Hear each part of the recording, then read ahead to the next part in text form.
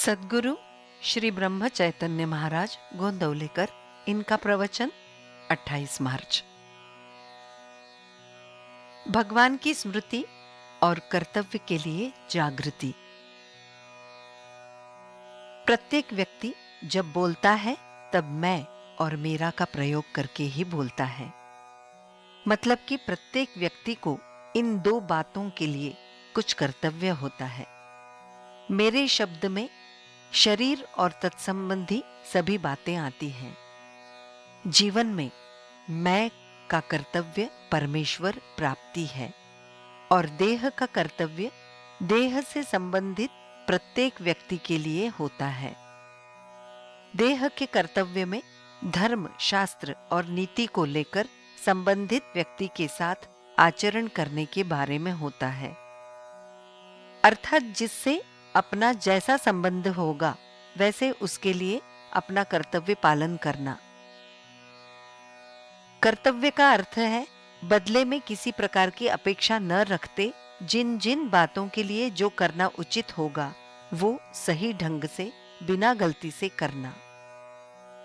मनुष्य को मैं और देह दोनों के बारे में जो कर्तव्य है वो समान भूमिका के धरातल पर करना चाहिए। मैं के बारे में करूंगा और देह के बारे में मनचाहा बर्ताव करूंगा, ये बात गलत होगी।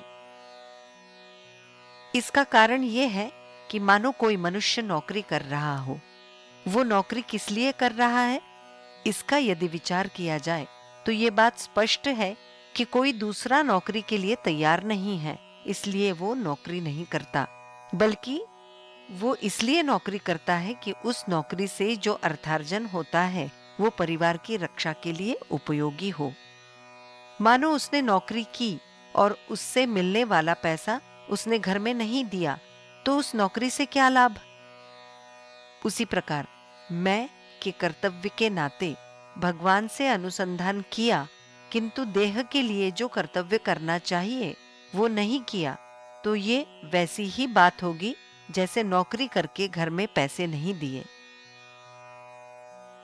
घर में पैसे देने का मतलब है सदाचरण करना। भगवान के अनुसंधान का मतलब है मैं का कर्तव्य। अतः अनुसंधान और सदाचार दोनों आवश्यक हैं। इसलिए प्रत्येक व्यक्ति को भगवान की स्मृति और कर्तव्य के प्रति जागृति रखनी चाहिए और इसका ध्यान रखकर हर साल जन्म दिवस पर हमारा मार्ग कहीं गलत तो नहीं है, इसका भी विचार कर हर किसी को अपनी उन्नति कर लेनी चाहिए। भोजन करते समय वातावरण में सुगंध और मुंह में मधुर कौर रखते हैं, वैसे ही बोलते समय मधुर भाषण और भीतर राम नाम हो। मतलब कि हमारी बाहर भीतर मधुरता हो। जिस प्रकार कोई गायक गाते समय कई ताने लेता है लेकिन अंत में सम पर आता है, वैसे ही भगवंत की ओर निरंतर ध्यान रखकर गृहस्थी में जीवन में जो चाहे करते रहो लेकिन अंत में सम को भी कभी ना भूलो।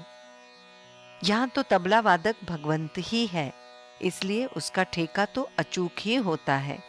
ठेके के अनुसार अर्थात भगवान के ठेके के अनुसार, मतलब कि उसका नाम स्मरण करते हुए जो गायक सही ढंग से गाएगा वो अंत में सम पर आएगा। किसी प्रकार के फल की अपेक्षा न करते हुए किए गए कार्य को कर्तव्य कहते हैं। जानकी जीवन स्मरण जय जय राम।